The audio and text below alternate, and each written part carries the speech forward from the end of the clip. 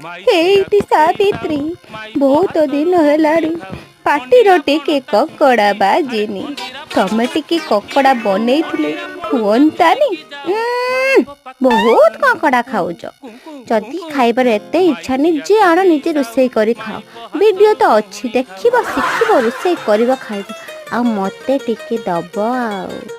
ହେଇଟି ସାବିତ୍ରୀ, ମୁଁ ତ ବୁଢ଼ା ଲୋକଟା, ତମେ ଟିକେ ବନେଇଥିଲେ ହୁଅନ୍ତାନି। ଆରେ ବୁଢ଼ାକୁ ଦେଲେ ଆର ଜନ୍ମରେ ମୁଁ ପୁଣି ତମ ସ୍ୱାମୀ ହେଇକି ଫେରିବି। ସ୍ୱାମୀ? ଆରେ ଏ ଜନ୍ମରେ ଯେତିକି କଷ୍ଟ ଦେଲଣି ମୋତେ, ଆଉ ଆଉ ଥାଉ। ହେଇ ଦେଖ, ଚାହୁଁ ଚାହୁଁ କଙ୍କଡ଼ା ଝୋଳଟା ପ୍ରସ୍ତୁତ ହେଇଗଲା। ଖାଇଦିଅ। ଲାଇକ୍, ସେୟାର, କମେଣ୍ଟ, ସବସ୍କ୍ରାଇବ୍ ସବୁ କରିଦିଅ।